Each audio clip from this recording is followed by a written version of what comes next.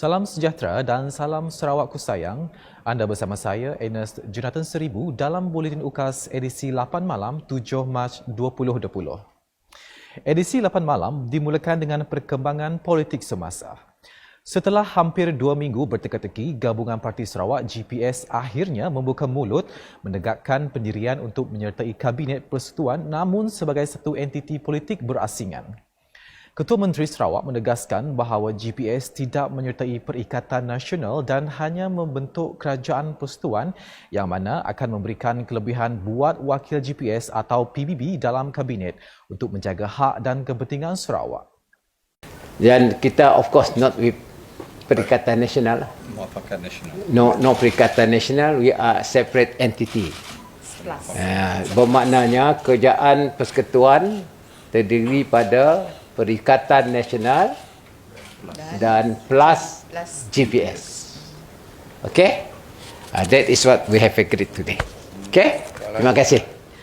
Meredakan kebimbangan rakyat dengan penyertaan bersama Kabinet Persekutuan, Datuk Petinggi Abang Jo turut memberitahu wakil pemimpin dalam Kabinet nanti akan terus memperjuangkan hak dan kepentingan rakyat Sarawak. Seterusnya, berita penghargaan buat Jabatan Kerja Raya yang menjadi tulang belakang bagi pembangunan di Sarawak. Ketua Menteri Sarawak pada Jumaat mengucapkan tahniah dan melahirkan penghargaan kepada Jabatan Kerja Raya Sarawak yang merupakan nadi utama dan tulang belakang pembangunan Sarawak. GPS has projek rakyat, RPP, this basic infrastructure. Then our UDA, we have Northern Region, we have the Highland Development Agency, the Samarahan Integrated Agency, Sri Aman, all these are focused. And of course JKR, mesti cari JKR juga untuk membantu all these plans that we have in our rural development. Datuk Petinggi Dr. Abang Abdul Rahman Johari bin Tun Datuk Abang Haji Openg berkata demikian dalam ucapannya ketika majlis sambutan ulang tahun ke-138 Jabatan Kerja Raya Sarawak di Kuching. Tambahnya lagi, pembangunan Sarawak yang melibatkan kerjasama agensi berkaitan telah membantu memacu pembangunan infrastruktur khasnya di kawasan luar bandar. Sementara itu, dalam ucapannya, beliau turut memberitahu Sarawak bakal mempunyai pemusatan data besar yang akan menerima data daripada semua jabatan dan agensi di Sarawak. Beliau turut mengucapkan tahniah bagi pelancaran aplikasi JKR Dash yang bakal mengemaskini maklumat pembangunan terkini dan mengendalikan soalan rakyat berkaitan pembangunan. The Sarawak government is, as you know, we are going to have our big central data, then this data we share by all departments.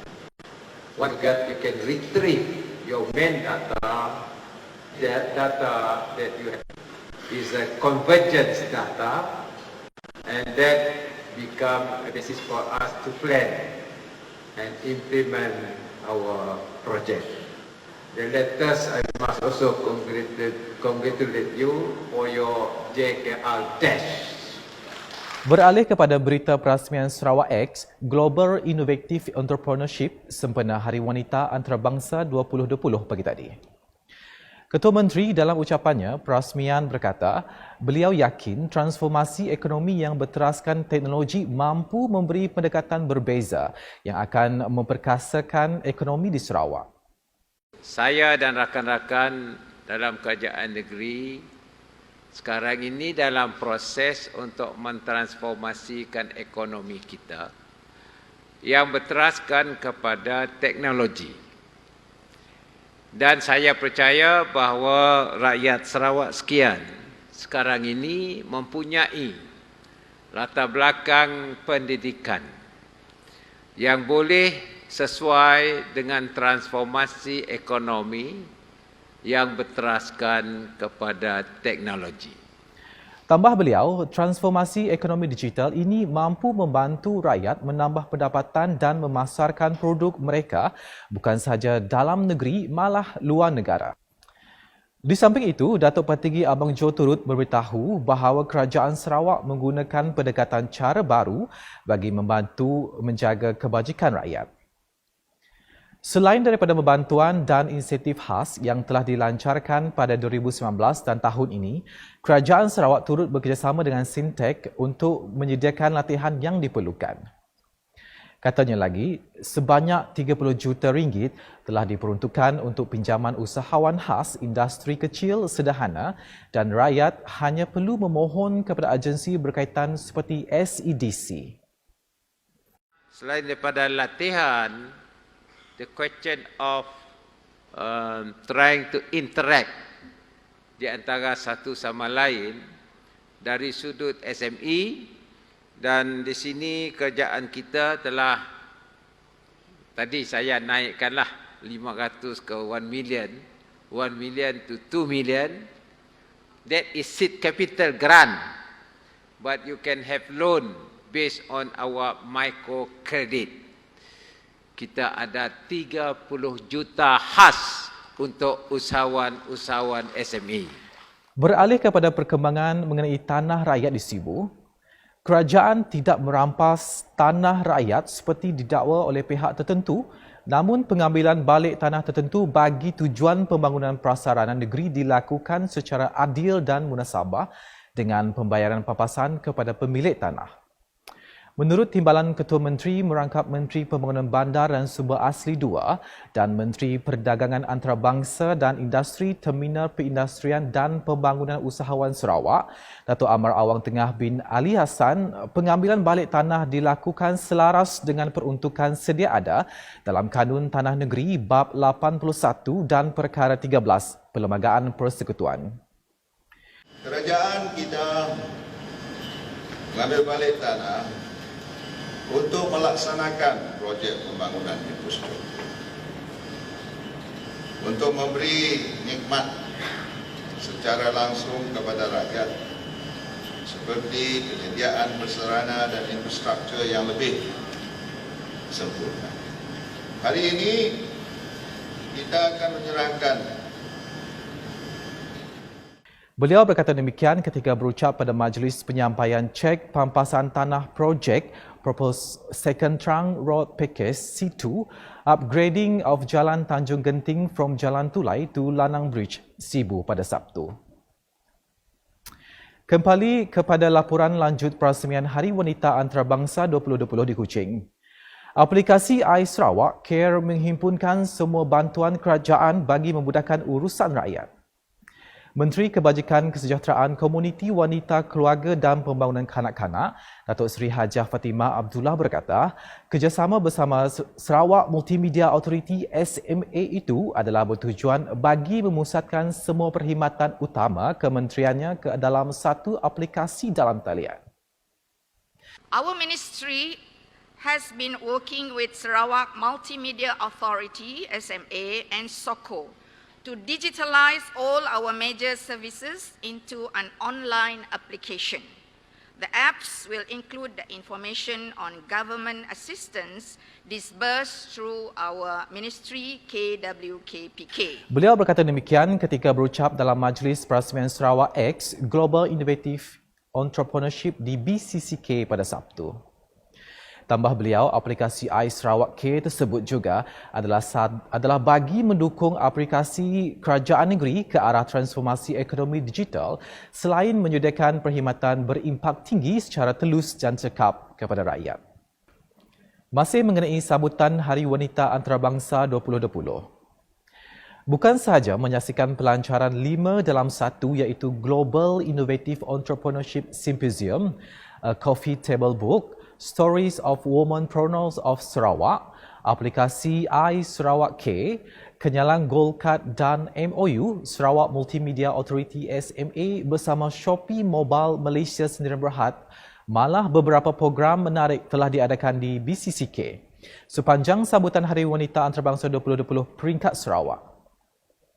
Antaranya ialah ekspo jualan yang memberi peluang kepada usahawan JWKS mempamerkan produk jualan mereka seperti kraft tangan dan manik, tudung serta busana, produk makanan dan pelbagai lagi.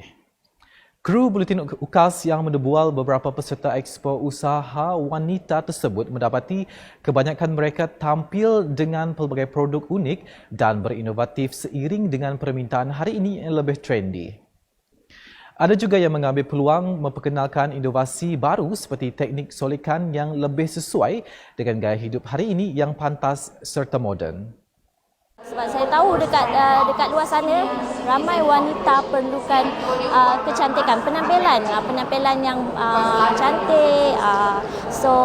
Di sini dapat memberi impak kepada rakyat Malaysia supaya golongan wanita di luar sana akan lebih lagi berkeyakinan. Akhirnya memberi manfaat kepada kami. Actually ini kami orang akan lebih tahu lagi apa yang rakyat Malaysia mau, apa sidak yang mau untuk dalam bidang kecantikan lah.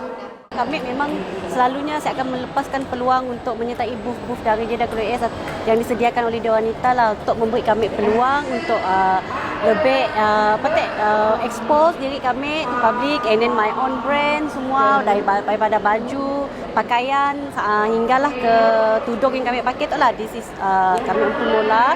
So untuk kami introduce brand kami to orang ramai to the market. Sementara itu, beberapa pengunjung yang ditemui pula berasa bangga melihat produk Sarawak yang dijual dan berhasrat untuk memperkenalkannya kepada rakan lain terutamanya dari luar negeri ini. So I come here to buy some beads or some bag or some baju or this kind of baku. Okay. Because this one got the Sarawak pattern and this one the artist of Sarawak. So I like to come here to buy. You buy for your own collection or you give your friend? Or Yeah, sometimes I give to my friends, West Malaysian or Taiwan. So my daughter Singapore or everywhere. people appreciate art, our own local art, rather than from overseas. So I think it helps for them to gather themselves more often. Yeah, and to have, especially like the one I can see here, like making basketry, buat bakul-bakul, all that. So probably it would be nice if they have people like selling their, their buloh and all that. Mendidik generasi muda untuk lebih prihatin terhadap alam sekitar adalah tanggungjawab bersama sebagai langkah untuk memelihara alam sekitar untuk mengurangkan pencemaran. Datuk Bandar Dewan Bandaraya Kuching Utara DBKU Datuk Haji Junaidi bin Haji Ridwan turut menyokong dan menyambut baik usaha semua pihak yang terlibat dalam menyahut seruan kerajaan untuk meningkatkan kesedaran masyarakat tentang kepentingan amalan kitar semula. Saya amat mengalu-alukan program pada hari ini kerana objektif untuk meningkatkan kesedaran pelajar sekolah, guru-guru, ibu bapa dan komuniti. Beliau berkata demikian semasa majlis perasmian program Recycle for a Life Cycle Day di Kuching pada Sabtu. Beliau menambah, budaya 5R perlu dipupuk dan disemai sebagai satu gaya hidup bagi melahirkan generasi muda atau generasi pelapis masa kini untuk menghargai dan menjaga alam sekitar. Sekian Buletin UKAS edisi 8 malam bersama saya Ernest Jonathan Seribu dan kru penerbitan. Dapatkan berita terkini Sarawak setiap hari dengan melayari Facebook UKAS, ukas.sarawak.gov.my dan subscribe serta like saluran YouTube Buletin UKAS. Salam UKAS.